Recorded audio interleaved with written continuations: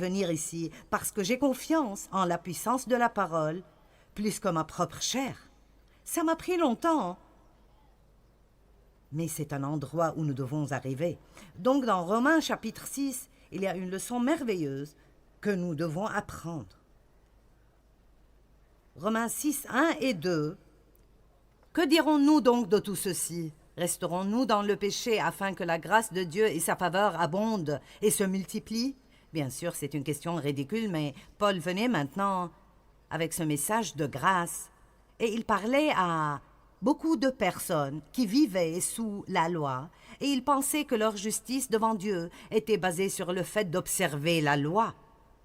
Et vous ne pouvez pas observer la loi parfaitement, quoi que vous essayiez de faire. Et si vous vivez sous la loi, si vous êtes coupable, si vous la brisez en un point, et alors ces personnes vivaient sous ce système qui faisait des sacrifices pour leurs péchés pendant des années et des années et des années. Maintenant, Christ meurt pour nous.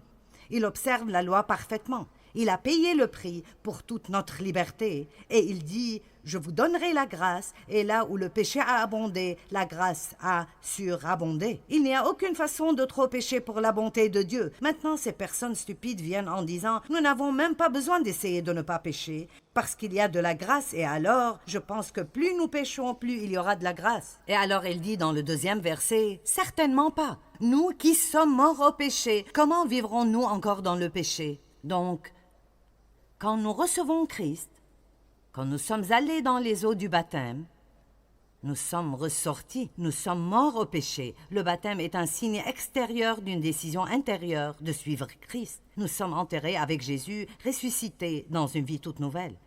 Vous dites, eh bien, qu'est-ce que ça veut dire d'être mort au péché? Ça ne veut pas dire que le péché est mort. Le péché est vivant et va bien, et il y a la tentation partout où vous allez, mais il y a une partie en vous qui est morte au péché. La partie spirituelle de nous ne veut pas pécher. C'est pour cela que quand vous recevez Christ, en quelque sorte, avant d'apprendre vraiment le message entier ici, vous pouvez vous sentir plus misérable que vous l'étiez avant d'être sauvé. Au début, vous avez cette petite expérience de lune de miel où tout est vraiment « Oh mon Dieu, oh Jésus, Jésus, oh Jésus, tu es tout, Jésus !» Et puis soudainement, Dieu commence à dire « D'accord, le stade bébé est terminé. Maintenant, c'est le moment de grandir. Et toutes les choses que vous faisiez, qui ne vous dérangeaient pas du tout, maintenant, elles vous dérangent. » Eh bien, qu'est-ce que tu veux dire? Maintenant, je ne peux pas faire ceci et je ne peux pas faire cela. Eh bien, c'est parce que cette partie spirituelle en vous qui est morte au péché n'est plus désireuse de supporter la partie charnelle, qui a toujours le principe du péché en elle. Je sais que j'essaie de télécharger beaucoup ici, alors j'espère que vous me suivez. Sinon, je crois que Dieu vous l'expliquera après la réunion. Qu'en dites-vous? C'est quelque chose que vous devez comprendre vous-même. Si vous êtes né de nouveau, dans votre esprit, vous voulez faire ce qui est juste, et vous avez tout ce dont vous avez besoin en vous pour obéir à Dieu, vous avez la maîtrise de soi, l'amour, la joie, la paix, la patience, la bonté. Mais vous avez toujours une chair, et votre chair est votre corps, et votre âme, les parties de votre âme qui n'ont pas été crucifiées, c'est-à-dire les parties de votre âme qui n'ont toujours pas été confiées à Dieu. Il y a une guerre pour l'âme de l'homme. L'Esprit de Dieu vous veut en entier. Le diable vous veut en entier. L'Esprit travaille à travers votre esprit pour obtenir cet accès, et le diable travaille à travers votre chair pour obtenir cet accès. Et c'est pour cela que nous ressentons certaines des choses que nous ressentons. Ça ne veut pas dire que vous êtes bizarre, ça ne veut pas dire que vous n'êtes pas sauvé, ça veut dire que vous êtes des êtres humains qui sont toujours en chemin, en train d'être continuellement et constamment changés. Amen. Alors notre but est de céder devant Dieu et de ne pas céder devant le diable. Est-ce que vous comprenez cela? Vous me regardez un peu comme... Devant qui est-ce que vous céderez? Quelle tentation allez-vous prendre? Je pense que ceci est une façon super simple d'expliquer cela. Qui a déjà eu l'opportunité de pardonner à quelqu'un, mais ne l'a pas fait? Ne me faites pas ces grimaces. Si je dis « Qui veut un miracle ?» vous pouvez lever les mains. Pensez à cela. N'avez-vous jamais été tenté de donner plus que vous donnez?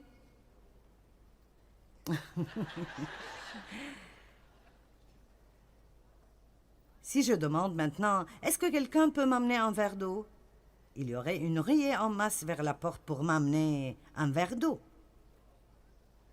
Mais si votre mari passe à côté de vous à la maison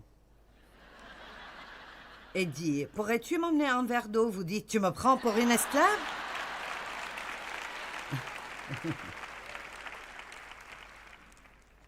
Ouh, je vous ai eu, n'est-ce pas?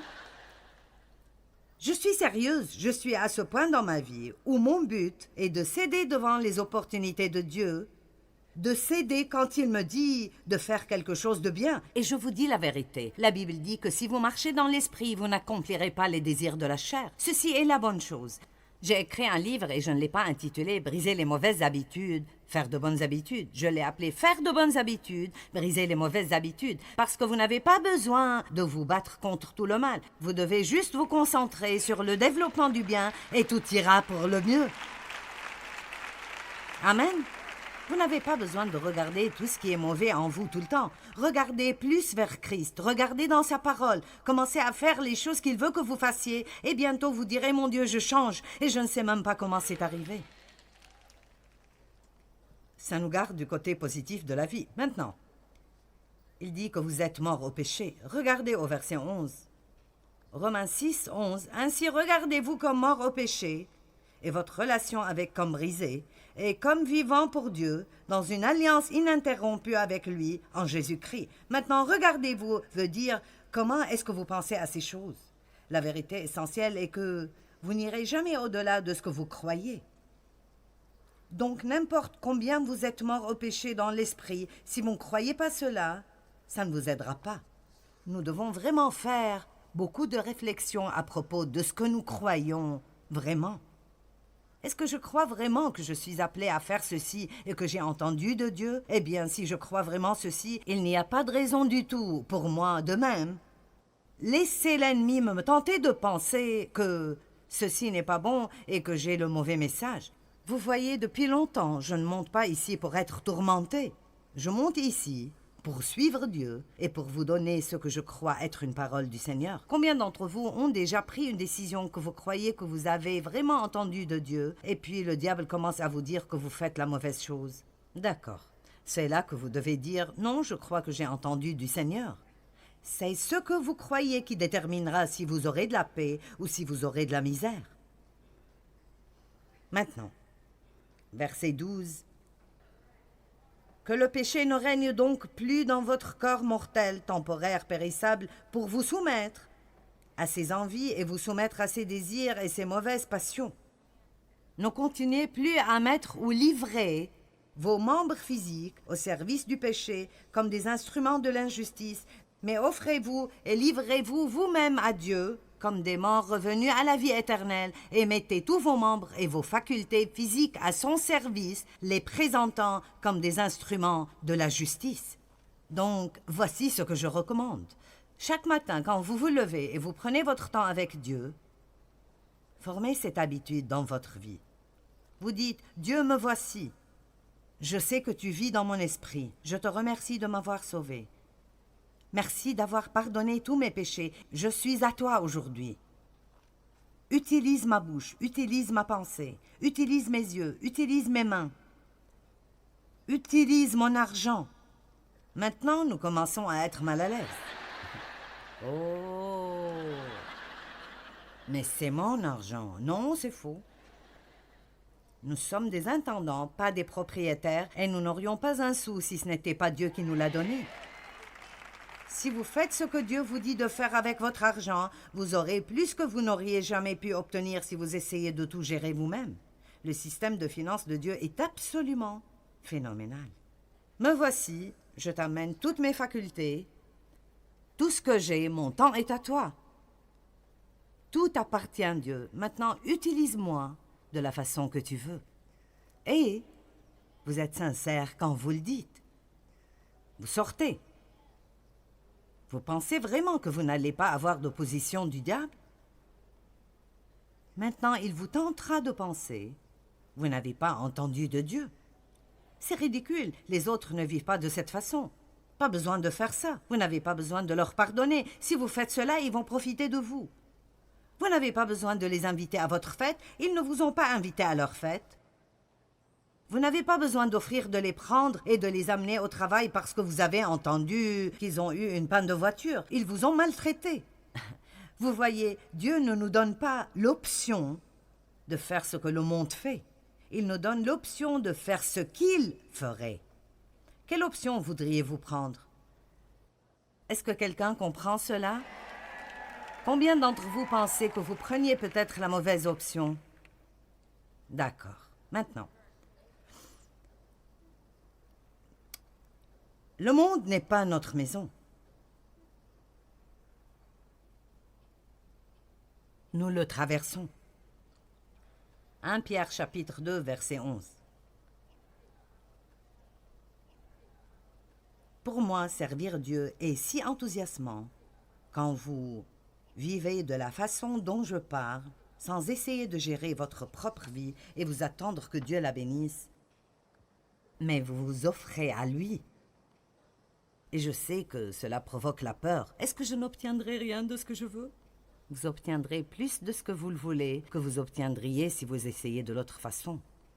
On ne dirait pas que vous me croyez, mais c'est bon. Bien-aimés, je vous implore comme résidents temporaires des étrangers dans ce monde, ne cédez pas aux envies sensuelles, les désirs méchants, les passions de la chair, votre nature charnelle. Ils font la guerre contre votre âme. Vous êtes des résidents temporaires et des étrangers ici. Vraiment, nous ne faisons que passer. Billy Graham a écrit un livre intitulé « Presque à la maison ». J'aime ce titre. Quand j'ai eu près de 65 ans, je me souviens avoir pensé « J'ai vécu les 2/3 de ma vie. Je suis beaucoup plus proche d'être à la maison que je l'étais. » Je suis contente qu'il n'ait pas écrit un livre intitulé « Presque mort ».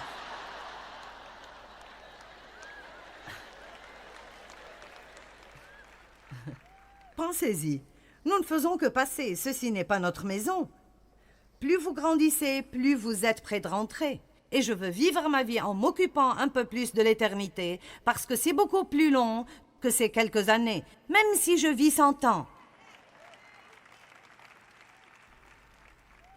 Et vous savez, je me souviens d'un temps où si j'aurais fait face à la mort, j'aurais été si effrayée et je me serais sentie si trompée parce que ma vie n'était pas si bonne jusqu'à ce point. Mais je peux honnêtement vous dire que je suis prête et j'ai eu une bonne vie et Dieu a accompli sa parole et il m'a donné quelque chose de grand à faire en me laissant prêcher la parole.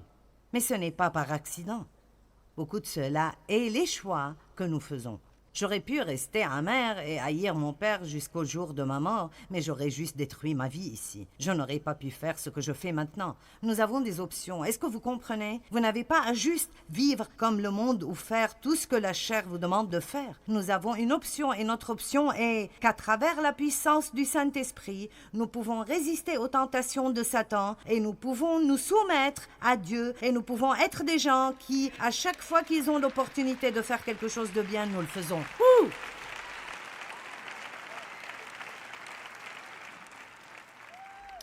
Je veux vous encourager ce matin de faire attention aux attachements. Nous nous attachons à des choses et c'est une chose très dangereuse. Parlons donc des gens. Acte 5, 29 dit que nous devons obéir à Dieu plutôt qu'aux hommes. Si vous laissez quelqu'un d'autre prendre vos décisions, si vous laissez le danger de perdre l'amitié de quelqu'un, si vous laissez cela vous faire compromettre ce dont vous savez que c'est juste, ne soyez pas trop attachés aux gens, que vous les laissez voler la vie du royaume que Dieu veut vous donner. Êtes-vous là? Ne soyez pas si attachés aux gens. Combien de femmes sont ici, de belles femmes, qui prennent de si mauvais choix avec les hommes parce qu'elles ont peur de ne pas les garder si elles ne les prennent pas. Si vous devez perdre tout ce que Dieu veut vous donner et vous souillez pour garder une relation avec quelqu'un, alors vous n'en avez pas besoin. Ça ne vaut pas vraiment la peine.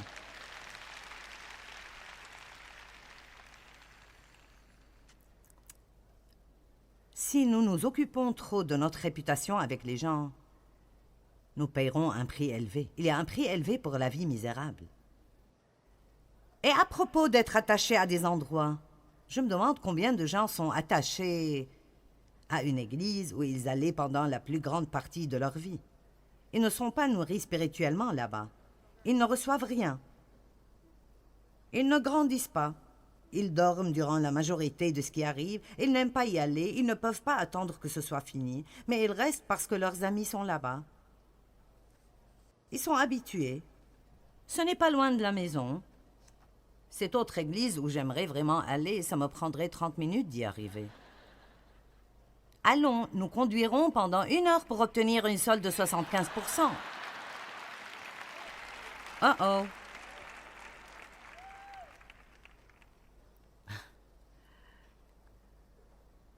Vous ne pouvez pas être attaché à des endroits. Vous devez vous joindre à une église où vous grandirez, où la parole ne vous réconfortera pas seulement, mais elle vous confrontera aussi. Vous allez quelque part où les gens vous aiment vraiment et s'occupent de vous, et ils vous demanderont des comptes, et ils voudront savoir où vous êtes si vous n'y êtes pas. Ne continuez pas à vous accrocher à tous ces gens qui empoisonnent vos vies et s'en foutent de vous. Passez à travers une période de recul si vous en avez besoin, et laissez Dieu vous donner de vrais amis. Allez. Pensons à Abraham pendant 1 minute. Genèse 12, 1-4. Ceci est probablement le meilleur exemple que je connaisse.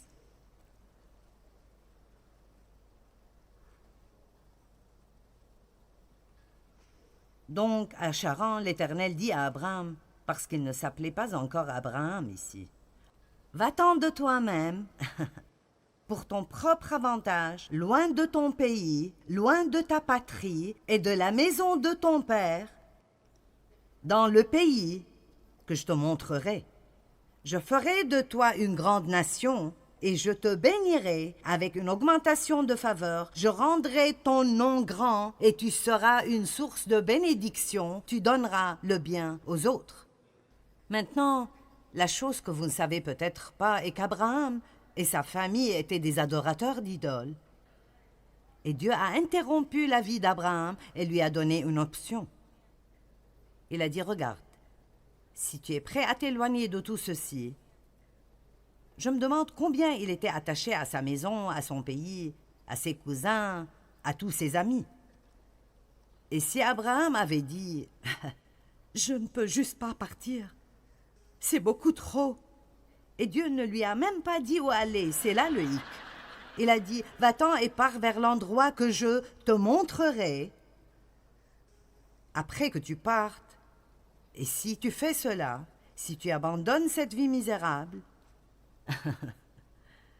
allez maintenant, si tu laisses cette vie misérable, voici la vie meilleure que je veux te donner. Je te bénirai, je te donnerai une abondante augmentation de faveur, je te rendrai riche, je te rendrai célèbre, je ferai connaître ton nom, et je ferai de toi une bénédiction pour d'autres personnes où que tu ailles. » Dieu peut vous amener à un point où vous êtes plus intéressé par le fait de bénir que par le fait d'être béni. Et c'est là que vous arrivez dans l'économie de Dieu.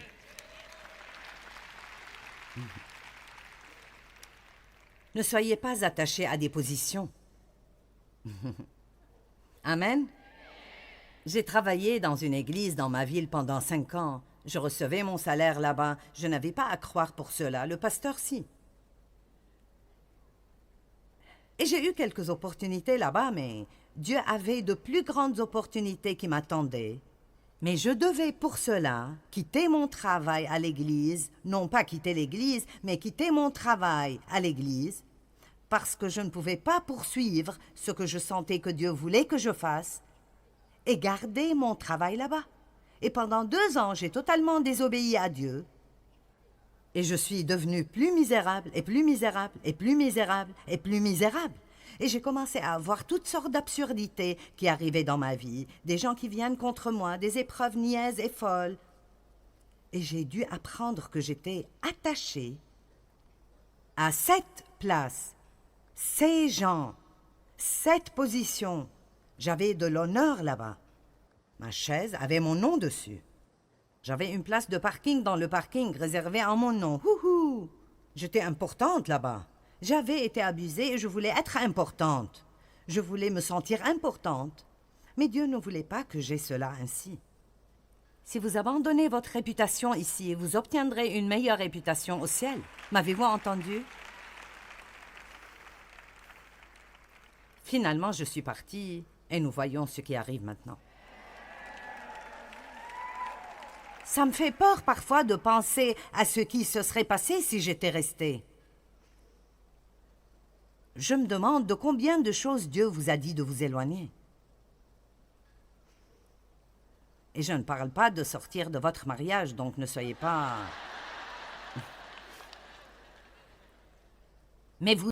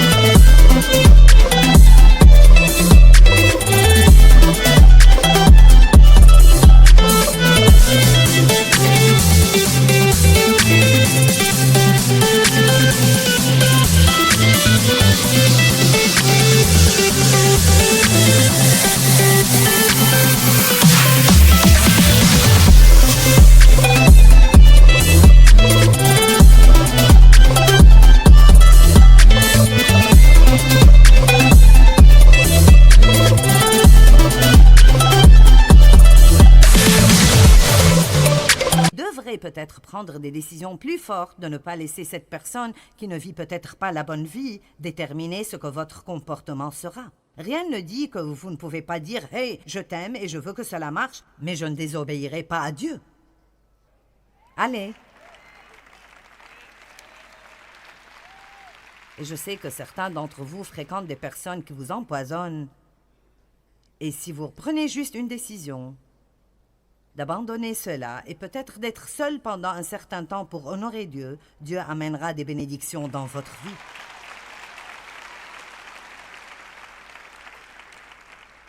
Jean-Baptiste était complètement prêt à donner sa position quand Jésus est apparu sur la scène. Il était un précurseur de Jésus. Et quand Jésus est venu, il a dit « Il doit augmenter et moi, je dois diminuer ». Nous devons savoir comment discerner les saisons dans nos vies. Et il y avait une longue période de temps, une longue saison où Dave et moi, nous gérions tout dans le ministère. Nous étions impliqués dans chaque décision et c'est arrivé au point où ça me tuait. Parce que je voyageais trop et je ne pouvais pas faire tout ça. Et je ne voulais même plus le faire et Dieu a pourvu nos 2 fils. Et j'aimais le fait qu'ils travaillaient ici et aidaient avec le travail, mais nous ne voulions pas leur donner de l'autorité.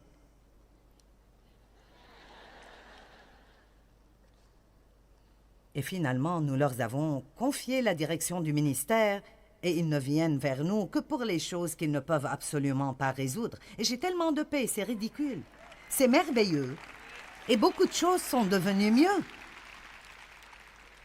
Mais vous voyez, je devais être prête à donner la torche et à entrer dans une nouvelle saison dans ma vie. Eh bien, il y a un coût élevé pour la vie misérable. Nous pouvons choisir de plaire aux autres et abandonner la vie que nous pourrions avoir en Dieu, ou nous pouvons suivre Christ. Et tout ce que nous abandonnons pour le royaume amènera ultimement la meilleure vie que Dieu peut possiblement nous donner. Le choix vous appartient.